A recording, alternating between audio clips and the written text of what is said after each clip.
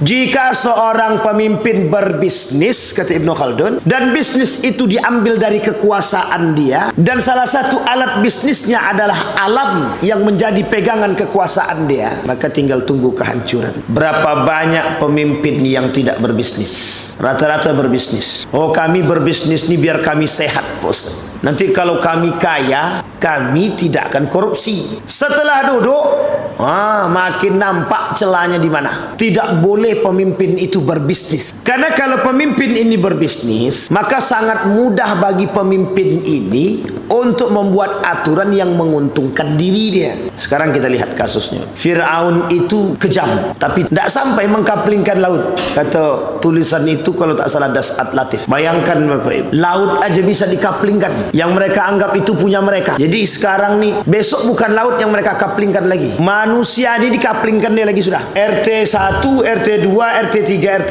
4 itu semua kaplingan aku, kata. Sama manusia-manusianya juga. Artinya apa? Kerakusan manusia hari ini itu semakin menampakkan jati diri. Manusia-manusia rakus hari ini semakin menampakkan jati diri mereka. Fir'aun tidak pernah mengkaplingkan itu, Pak. Jangankan Fir'aun lah, Qarun yang punya banyak duit saja, itu yang dia kumpulkan itu emas. Tidak ada tuan takur ketika itu, Pak. Sekarang ini bukan tuan takur lagi, tuan laut. Yang ingin kita maksudkan di sini adalah bagaimana cara manusia menentang Tuhan dari sikap atau perilaku yang mereka banggakan.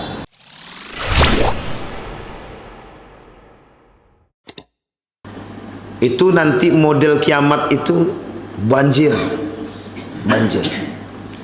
Dan banjir bandang itu pernah terjadi pada masa Nabi Nuh alaihissalam. Siapa yang selamat di situ? Anaknya bahkan mengatakan, tidak, sa'awi ila jabalin ya'simuni minal ma', kata dia. Kata Nabi Nuh, tidak ada yang bisa selamat. Nah, udah kesinilah. Anaknya tak, tetap aja angkuh, sombong. Apa kata anaknya? Sa'awi ila jabalin ya'simuni minal ma'. Rupanya tempat bukit dan gunung yang dia naiki justru juga Allah tenggelamkan. Jadi Bapak Ibu sekalian yang berbahagia, tidak ada yang bisa menyelamatkan manusia kecuali Allah. Apapun kemampuan yang dimiliki oleh umat manusia, kecerdasan apapun yang dimiliki oleh umat manusia, sekarang ini para ilmuwan berlomba-lomba membuat satu alat agar bisa selamat daripada bencana. Kita ambil contoh. Dulu petir, ada penangkal petir. Dulu gempa bumi, sekarang ada orang mau membuat alat penangkal gempa bumi. Yang sedang difikirkan mungkin sekarang penangkal banjir. Bukan tidak pernah terpikir Bapak Ibu, bukan tidak pernah terpikir. Jakarta itu kurang repot apa Anies Baswedan itu mengurus banjir itu, sampai menjadi isu trending. Hanya permasalahan setiap gubernur itu permasalahannya cuma satu yang selalu diperbincangkan, banjir.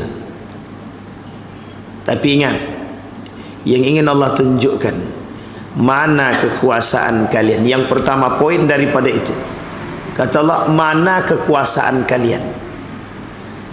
Cuma baru banjir yang aku kasih, macet 9 jam, mobil ratusan bahkan ribuan mobil parkir, Pak, tidak berjalan.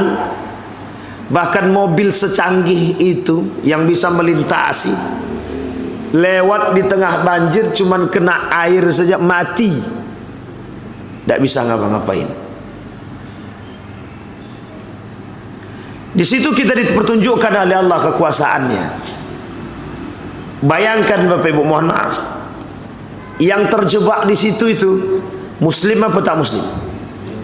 Orang muslim, ada juga non muslim. Dan perhatikan baik-baik bagaimana rasa takut mereka kepada Allah. Solat apa tak solat mereka?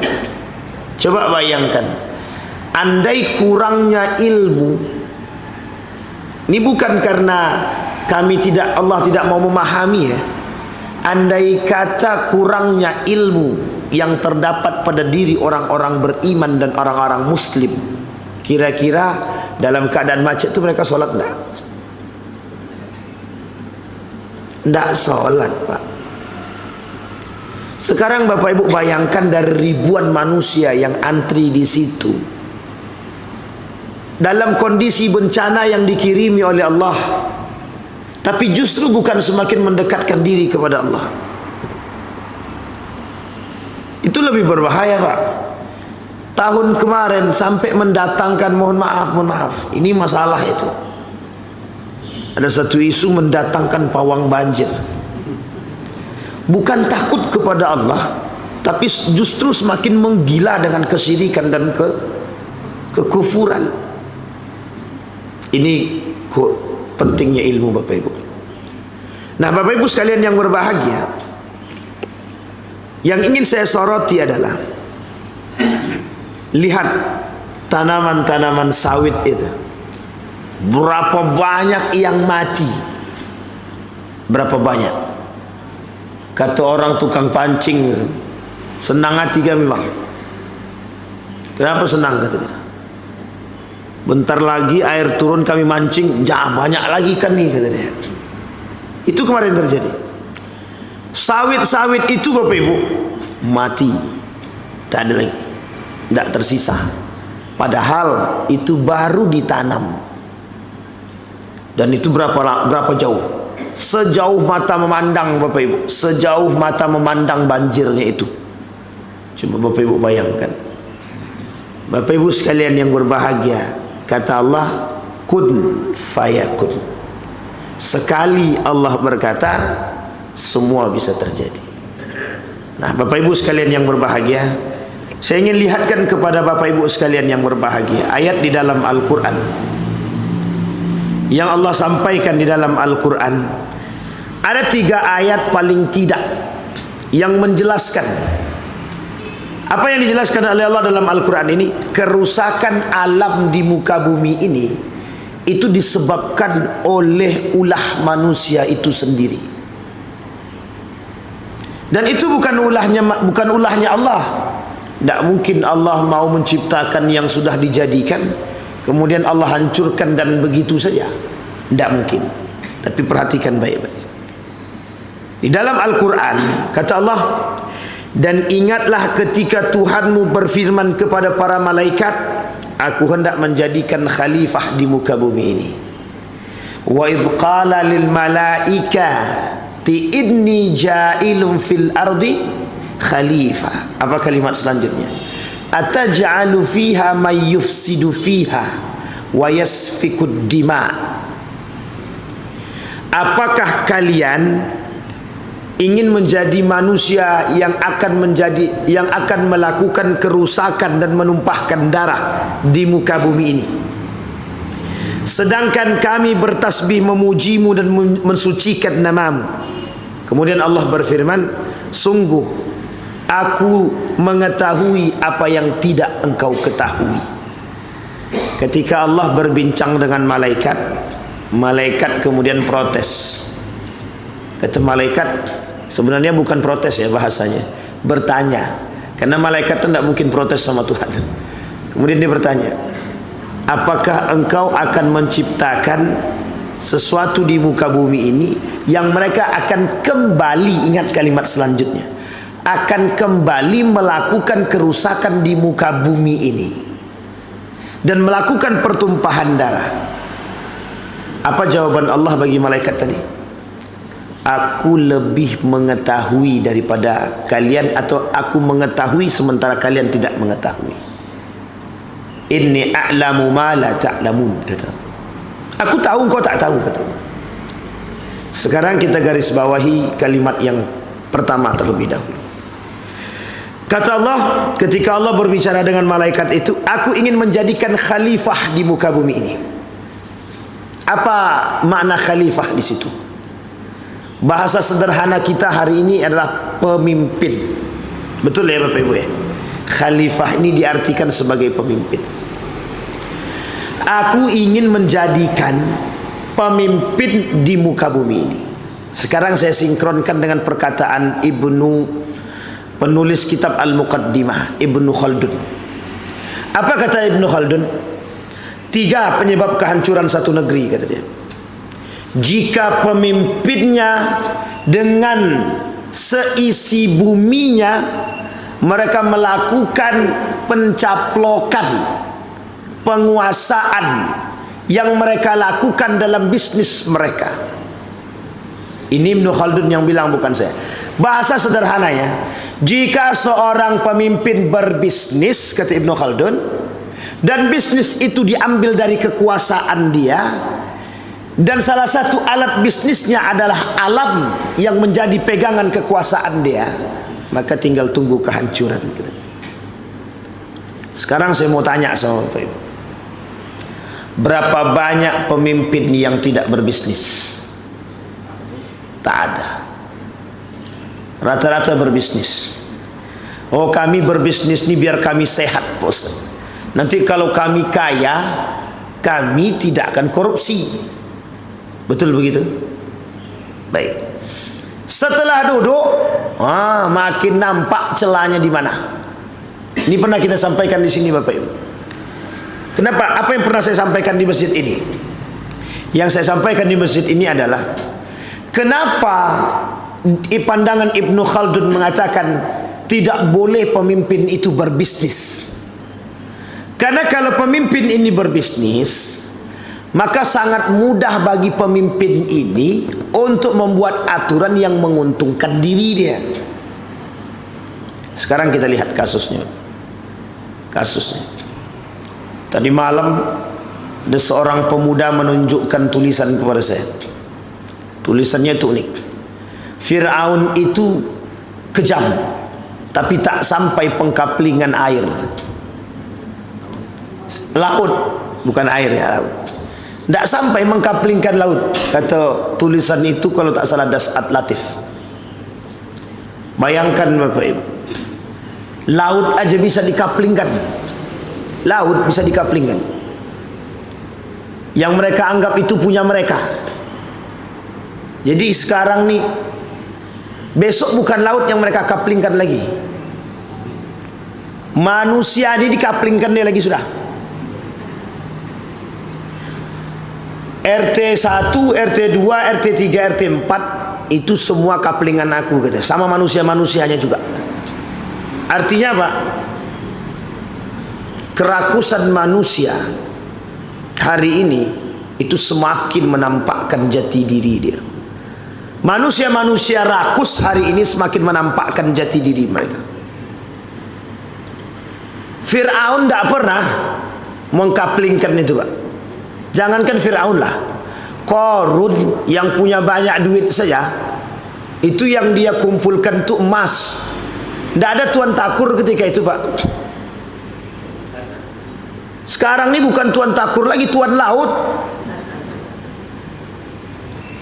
Yang ingin kita maksudkan di sini adalah bagaimana cara manusia menentang Tuhan dari sikap atau perilaku yang mereka banggakan. Yang ingin kita perhatikan adalah bagaimana kesombongan manusia terhadap apa yang mereka miliki. Kita sudah bahas juga di sini, Bapak Ibu, di dalam khutbah, di dalam ceramah zuhur itu. Setidaknya ada 6 kesombongan yang terdapat dalam diri umat manusia, dan karakter itu Allah sebutkan di dalam Al-Quran dengan bahayanya. Kata Allah, orang yang sombong dengan hartanya aku hinakan, kata Allah. Orang yang sombong dengan harta yang dia miliki, kekayaan yang dia miliki, di dunia Anda merasa mulia, di akhirat aku hinakan, kata Allah. Di akhirat dihinakan oleh Allah. Bapak Ibu, orang yang sombong itu cenderung akan melakukan kerusakan.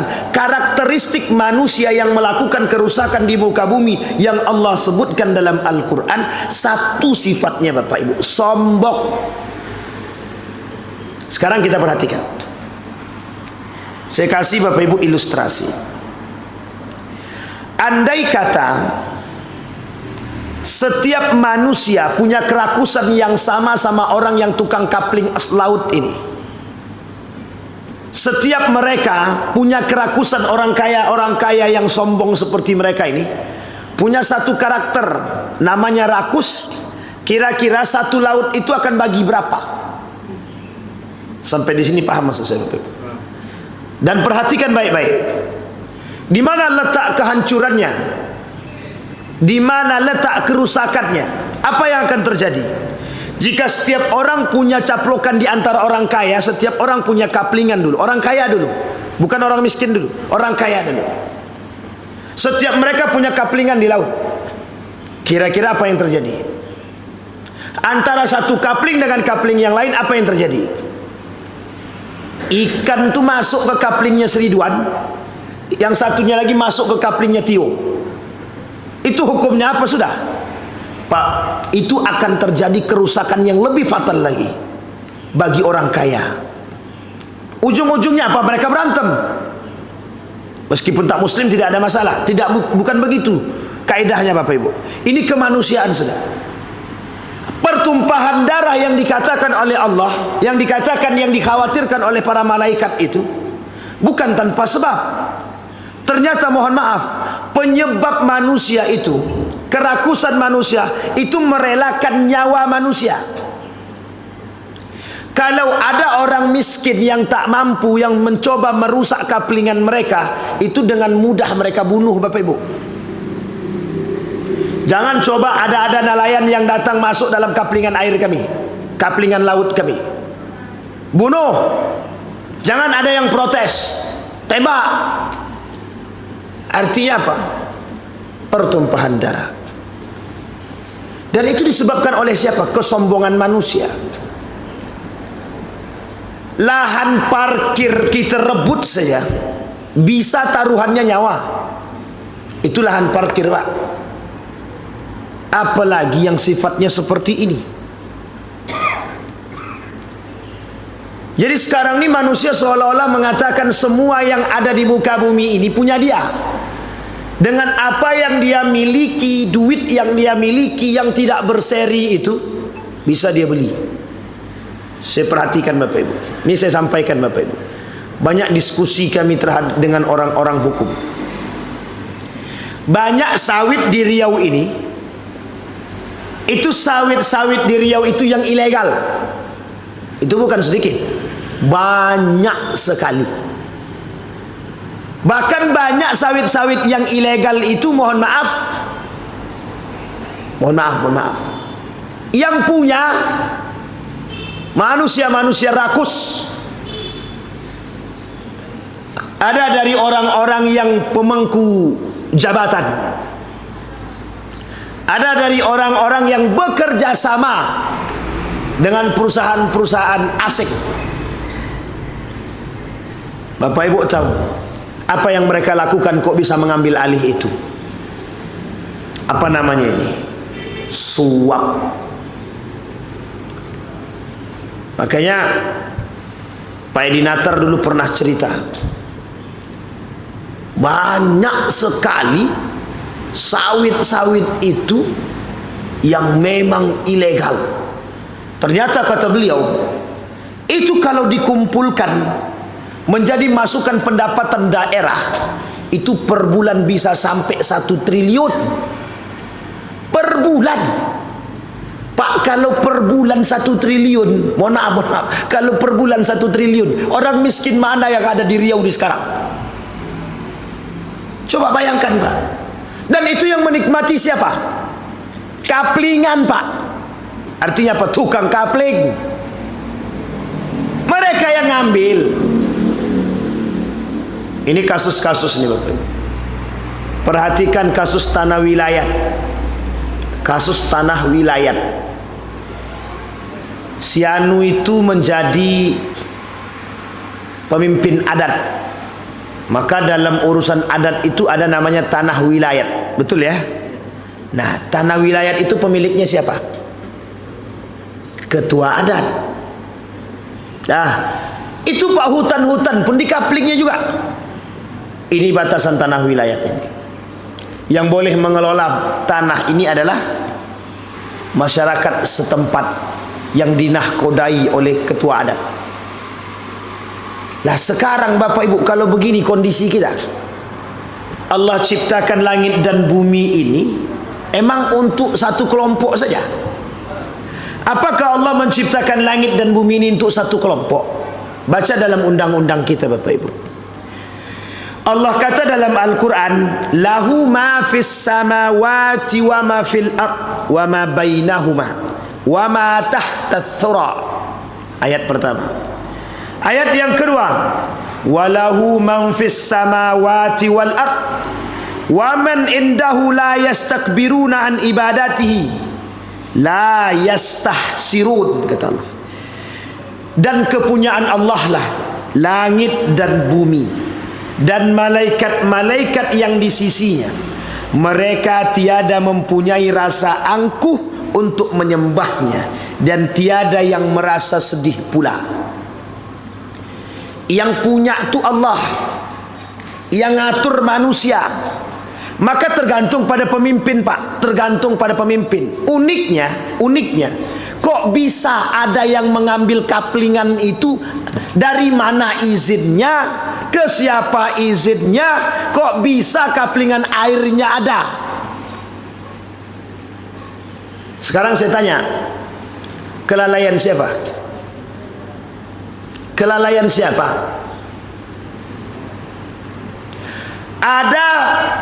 Ada ketua RT, Pak RT.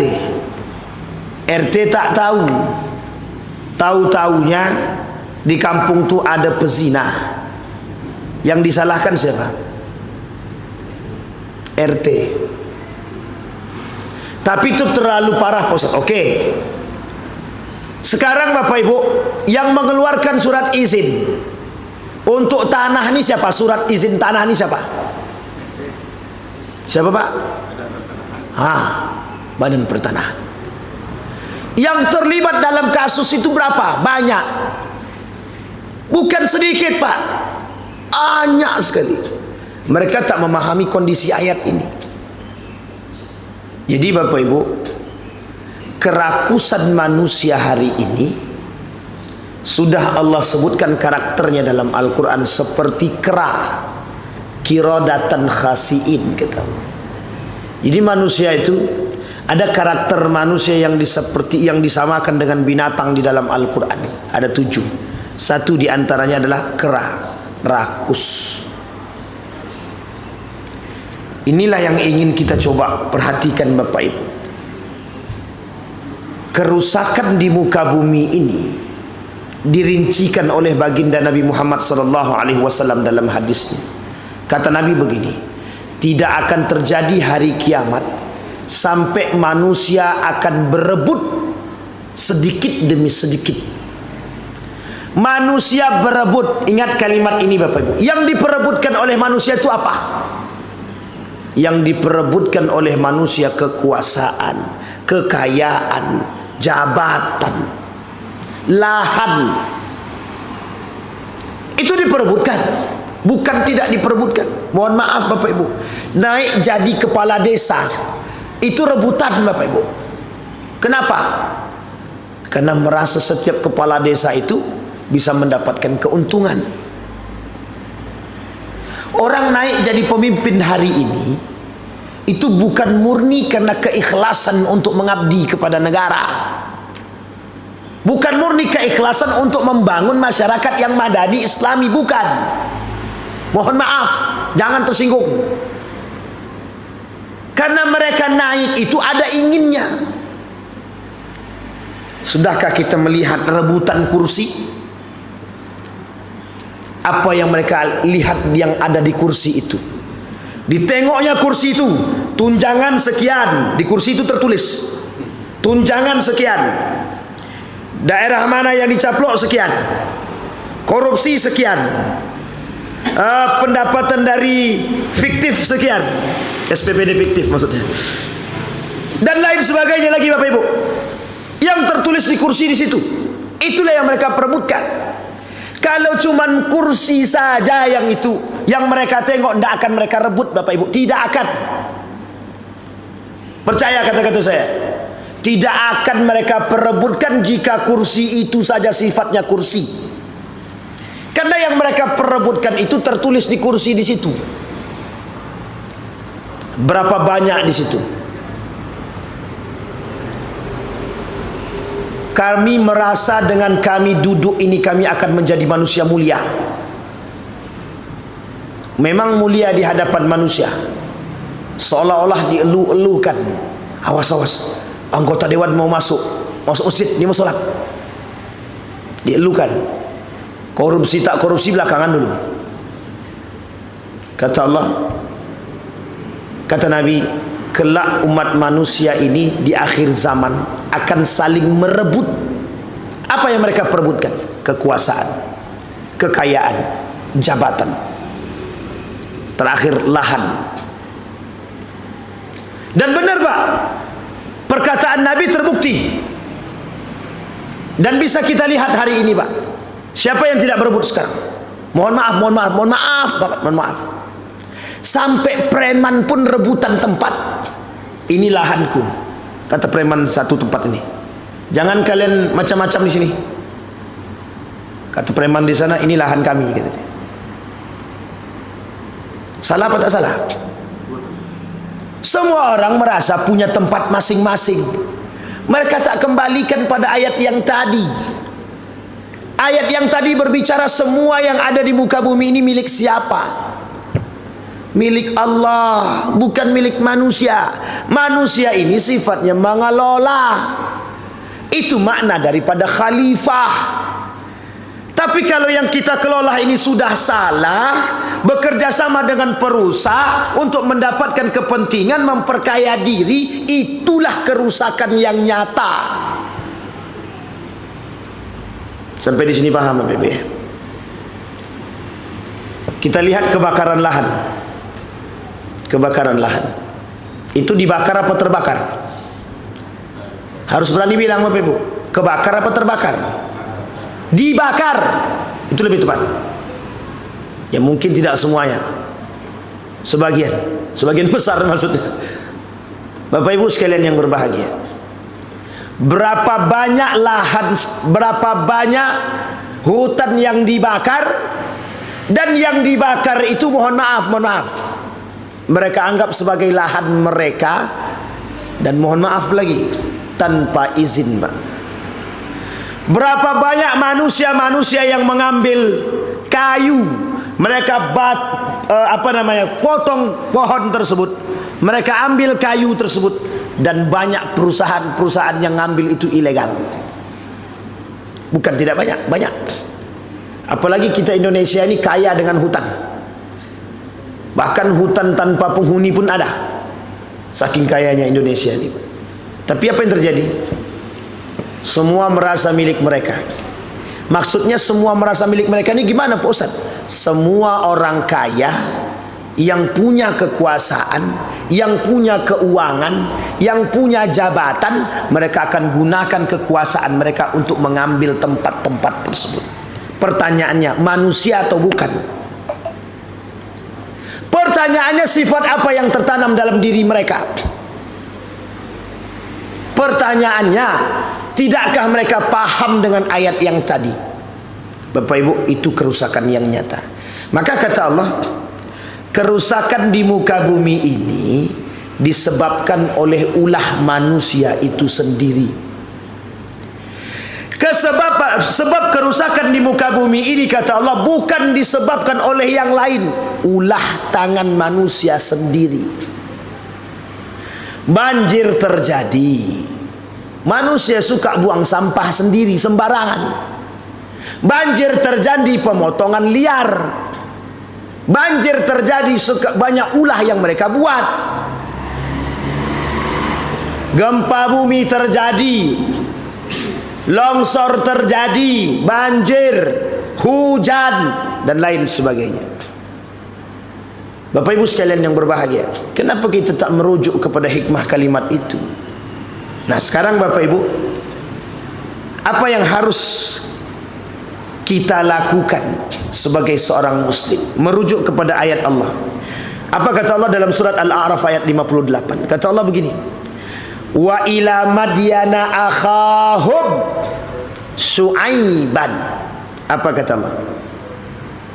Dan kami telah mengutus kepada penduduk Madian. Siapa yang diutus oleh Allah? Nabi Syuaib. Sekarang apa tujuannya? Ia berkata, hai kaumku, sembahlah Allah. Sekali-kali tidak ada Tuhan bagimu selain daripada Allah. Sungguh telah datang kepadamu bukti yang nyata dari Tuhanmu. Maka sempurnakanlah takaran dan timbangan, dan janganlah kamu kurangkan bagi manusia barang-barang takaran dan timbangannya, dan janganlah kamu membuat kerusakan di muka bumi ini sesudah Tuhan memperbaikinya. Yang demikian itu lebih baik bagimu jika kamu betul-betul orang-orang yang beriman. Allah peringatkan begini Bapak Ibu, dari kalimat timbangan itu ilustrasi saking banyaknya manusia yang akan melakukan kerusakan di muka bumi ini dari berbagai macam aspek. Semuanya mereka lakukan. Alasannya apa? Kata Nabi, alasannya cuma satu, dunia. Makanya kalimat Nabi dalam hadisnya sederhana. Tidak akan terjadi hari kiamat, kata Nabi, sampai mereka akan melihat, kata Nabi. Tidak akan terjadi hari kiamat sampai himmatuhum butunuhum wa syarafuhum mata'uhum wa qiblatuhum nisa'uhum. Kita ambil 3 kalimat ini dalam hadis Nabi. Tidak akan terjadi hari kiamat, kata Nabi, sampai mereka akan menjadikan himmatuhum butunuhum, kebutuhan mereka, kekuasaan mereka, kekuatan mereka, itu akan menjadi ulah perut mereka. Maksudnya apa? Himmatuhum butunuhum. Urusan perut ini apapun akan mereka lakukan. Urusan perut. Kalau ditanya, kenapa kau kerja mati-matian? Kata dia, ini urusan kampung tengah. Kalau aku tidak bekerja, anak istriku mau makan apa? Betul ya Bapak Ibu ya? Itu Nabi yang bilang dalam hadis. Satu. Yang kedua kata Nabi, syarafuhum mata'uhum. Yang membuat mereka mulia kelak adalah perhiasan mereka, harta mereka. Orang akan berlomba-lomba mencari kekayaan untuk mencari kemuliaan. Mau halal yang mereka lakukan, mau haram yang mereka lakukan, yang penting kami punya. Sekarang saya tanya Bapak Ibu, orang kaya lewat terhormat apa tidak? Zaman dulu jahiliyah Bapak Ibu, yang kaya itu kaya, yang miskin itu yang harus miskin. Konglomerasi. Sekarang Bapak Ibu, konglomerasi itu yang mau diangkat kembali. Jahiliyah tipe kedua. Paham maksud saya Bapak Ibu? Orang kaya harus makin kaya, orang miskin harus makin miskin. Itulah yang ingin dilakukan oleh manusia-manusia rakus. Apapun akan mereka lakukan untuk memperkaya diri. Sehingga kalau kami kaya, mohon maaf ya Bapak Ibu ya, kalau kami kaya, orang miskin itu akan datang ke kami. Ridwan, aku butuh bantuan. Kamu sini. Kamu mau butuh bantuan apa? Nah, begitu gaya orang kaya sekarang Bapak Ibu. Kesombongan yang tiada tara. Kata Allah, wala tamshi fil ardi maraha innallaha la yuhibbu kulla mukhtalin fakhur. Kata Allah. Allah ilustrasikan Bapak Ibu. Orang kaya itu diilustrasikan kesombongannya oleh Allah. Jangan kalian jalan di muka bumi dengan kesombongan. Sekarang saya perhatikan, kita ambil secara tekstual. Berapa banyak orang yang dulu tidak kaya jalannya begini. Tengoknya ke bawah. Setelah kaya, itu busung dada apa busung muka itu? Bapak Ibu, ini ilustrasi sederhana. Sekarang kita angkat ke lebih luas lagi dalam urusan sosial. Maksudnya apa? Kalau mereka kaya, apapun bisa berbicara dengan uang mereka. Hukum bisa mereka beli, laut bisa mereka kapling, hutan bisa mereka bakar. Apa kurang lagi? Semua bisa mereka buat. Maka berkata kalimat tersebut, betul kata Nabi, syarafuhum mata'u. Berlomba-lomba orang ingin memperkaya diri dengan cara yang halal dan yang haram agar mereka mendapatkan kemuliaan. Mohon maaf, kalaulah dengan cara yang haram, mereka telah melakukan kerusakan. Sehingga mohon maaf Bapak Ibu, mau dengan cara pakai penguasa, mau dengan cara pakai suap, mau dengan cara pakai cara premanisasi, itu terserah. Yang penting kami kaya. Yang penting kami kaya. Kita ambil contoh. Ada satu tempat hiburan punya orang kaya, dirusak. Ketika dirusak, yang turun tangan orang kaya itu atau premannya dulu? Apa? Premannya, Pak. Apa kata orang kaya? Dengan duit kami bisa bayar orang tanpa harus mengotori tangan kami. Itu yang terjadi hari ini Bapak Ibu. Orang yang berkuasa, mereka tak menampakkan diri mereka. Yang lebih parah lagi, mereka jadikan tumbal orang lain. Kau yang nabrakkan dia gitu. Tapi karena dia anaknya raja, tidak bisa dia masuk penjara. Malu aku masuk penjara. Aku tanggung hidup anakmu selama kau di dalam penjara.